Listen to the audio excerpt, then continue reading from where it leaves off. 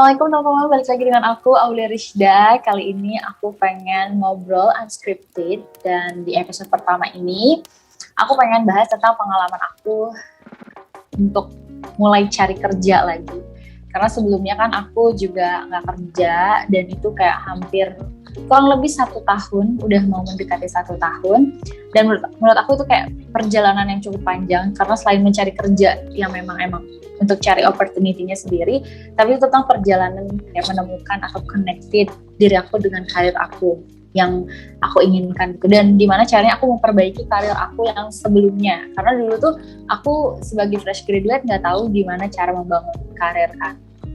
Nah, semoga ini juga akan bermanfaat, kayak apa ya, cerita yang udah aku alamin ini semoga nanti itu bermanfaat buat teman-teman, karena setelah aku melakukan ini dan di tahap terakhir di mana aku mulai hunting kerja, alhamdulillah kurang dari 1 bulan, bahkan dalam rentang waktu 1-2 minggu aku aktif cari kerja, alhamdulillah nih udah ada 3 penawaran langsung gitu, kayak yang 2-nya itu tes, 1-nya lagi penawaran langsung. Aku kayak mau nggak ajak kerja sama gini kayak gitu. Dan ini untuk kerja kantoran ya pastinya ya, karena kalau misalnya bisnis sendiri teman-teman belajar atau cari tahu dari coach yang lebih berpengalaman dan memang mereka concern di bidang bisnis gitu. Oke, kita mulai aja. Jadi ketika kita mau cari kerja, yang paling pertama harus disiapkan adalah mindset. Nah, ini mindset itu kayak dibangunnya nggak dalam sehari. Teman-teman perlu yang namanya interaksi. Nah, jadi ketika teman-teman mau membangun mindset ini, mungkin jangan terlalu lama meditasi gitu. Karena kalau kata Pak Anies Baswedan, inspirasi itu datang ketika kita banyak interaksi dengan orang gitu dibandingkan meditasi itu. Dan itu yang selalu diulang-ulang suami aku ke aku, supaya aku lebih banyak interaksi sama orang lain. Akhirnya aku di awal-awal yang setelah aku nggak kerja, terus aku jadi punya banyak waktu kan, nah aku mulailah yang paling pertama aku arrange appointment sama psikolog yang di bidang industri. Di situ aku cerita, ini loh career path yang ingin aku bangun, kira-kira harus kayak gimana, terus ini loh struggle yang aku hadapin ketika di kantor aku yang lama gitu, kira-kira gimana perbaikinya, gimana nanti aku harus bersikap, gimana kalau aku mau di kantor yang baru, kira-kira aku harus kayak gimana, kayak gitu. Terus setelah itu aku mulailah berjejaring dengan orang-orang yang aku pengen connect dengan mereka lewat webinar-webinar kayak gitu. Ada yang berbayar, ada yang gratis gitu. Dan aku follow up, bahkan aku bisa dapat misalnya mentoring gratis karena aku misalnya ikut challenge-nya mereka. Dari situ aku pakai kesempatan itu untuk explore diri. Nah, beberapa kali aku memang di luar jalur karir aku tuh kayak aku melenceng, misalnya aku kayak nyobain gimana sih bikin bisnis kayak gitu-gitu. Jadi kayak aku pakailah kesempatan untuk coaching dengan mereka dengan menjalankan di bisnis aku kayak gitu.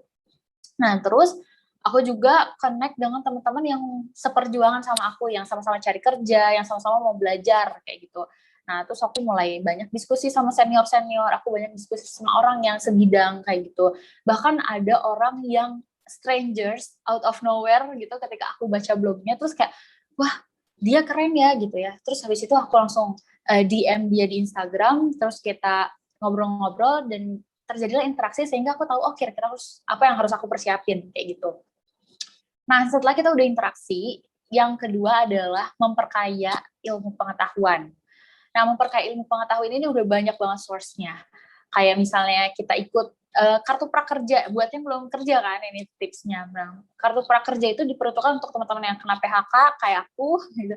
Terus juga ada teman-teman lain yang misalnya fresh graduate, itu coba untuk daftar, barangkali beruntung. Nah, di situ teman-teman dapat 1 juta yang bisa dipakai untuk purchase course-course berbayar gitu, dan itu gratis kan. Nah, itu coba dimanfaatkan, dan aku pun itu memanfaatkan itu. Aku pakai untuk belajar di Tempo Institute, aku belajar di Skillshare kayak gitu. Jadi banyak. Terus juga aku memperbanyak bacaan, karena itu banyak hal-hal yang nggak kita temukan di sosial media dan cuma ada di buku gitu. Dan meskipun buku yang kita baca itu sama sekali nggak berkaitan dengan karir, misalnya gitu, dengan info karir gitu. Jadi kayak semacam nambah insight baru gitu. Dan buku itu nggak mesti harus selalu beli.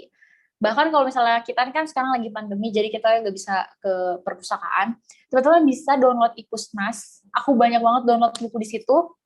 Nah, di situ teman-teman bisa baca buku gratis, meskipun ada buku-buku yang misalnya populer itu harus ngantri, tapi itu selalu ada notifikasinya tuh kayak per minggu gitu. Jadi nanti selalu ada misalnya ini bukunya udah tersedia atau enggak, nah kamu bisa pinjam kayak gitu, kamu bisa download. Nah itu bisa dari situ, atau bisa dari tadi yang webinar, yang kayak tadi webinar kan sekarang udah bertebaran banget kan. Nah ketika udah memperkaya ilmu pengetahuan, disitulah teman-teman pasti punya strong dan membangun yang tadi mindset, dari mindset pengen maju, terus habis itu mindset untuk berani apply kayak gitu kan.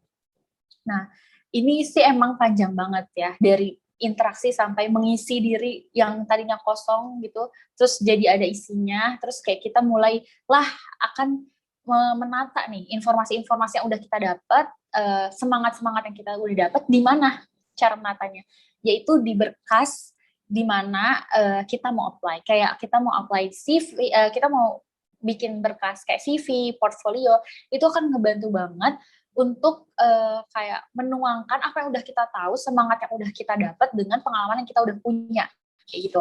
Nah, terus itu juga kan bermanfaat kan buat cari kerja. Nah, mulailah kumpulin berkas itu dalam satu folder gitu ya. Kayak dari NPWP coba udah mulai urus, terus habis itu mungkin penghargaan-penghargaan yang penting coba mulai dirapi-rapihin lagi gitu. Terus berkas-berkas penting lainnya yang memang biasanya tuh kayak payroll gaji sebelumnya, itu coba kalau misalnya belum ada, coba minta ke kantor sebelumnya. Terus juga misalnya BPJS ketenaga kerjaan udah dapat belum nomornya, kayak gitu. Kalau belum, coba kontak lagi kantor sebelumnya, atau kalau misalnya belum punya, gimana cara dapetinnya, kayak gitu. Hal-hal yang berkas-berkas yang general kayak gitu, dan itu pasti butuhin, dan teman-teman bisa cari infonya, banyak banget bertebaran gitu ya. Itu coba disiapin. Nah, setelah berkas, barulah nanti teman-teman akan mulai hunting.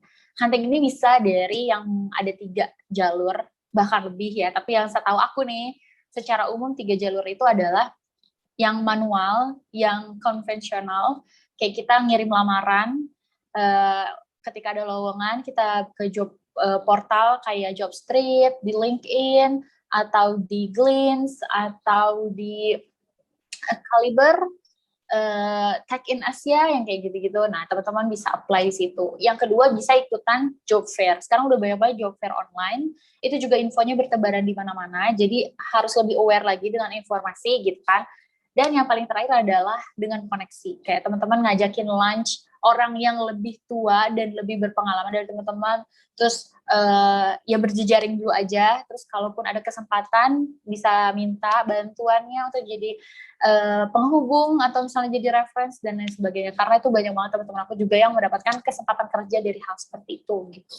Nah, jadi menurut aku supaya kita bisa satu langkah atau 1% lebih baik gitu ya, 1% lebih improve gitu di kehidupan kita, yang mana mungkin udah 1 tahun nganggur tapi nggak tahu harus ngapain, cuma jadi beban keluarga. Coba ikut tim pengalaman aku gitu ya, barangkali itu juga works di teman-teman.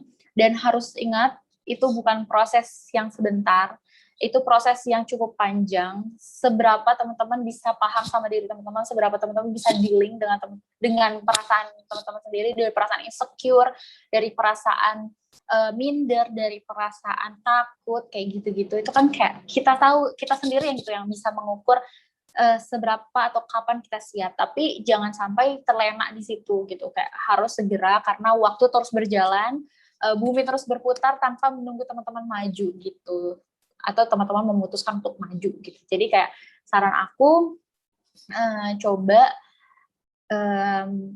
lakukan hal terkecil yang bisa kita lakukan, dan jangan meng-compare dengan perkembangan orang lain gitu, tapi coba compare dengan perkembangan kita gitu.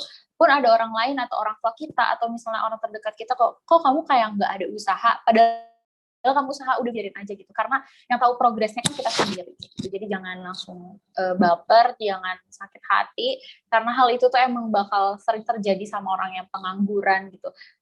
Seperti yang tidak usaha, padahal sebenarnya kita udah usaha juga kan gitu, dan bahkan kita usaha untuk at least mempersiapkan diri kita kayak gitu. Jadi Ya mungkin segini aja ya curhatnya, dan emang karena unscripted jadi mungkin nggak berstruktur atau mungkin terlalu cepat. Teman-teman kalau punya masukan atau informasi atau tips tambahan mengenai cari kerja gitu, boleh di kolom komentar, feel free banget. Justru karena ini unscripted jadi ini tuh masih terbuka untuk didiskusikan kayak gitu.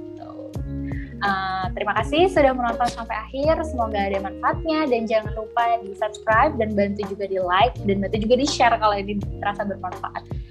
Terima kasih. Assalamualaikum warahmatullahi wabarakatuh.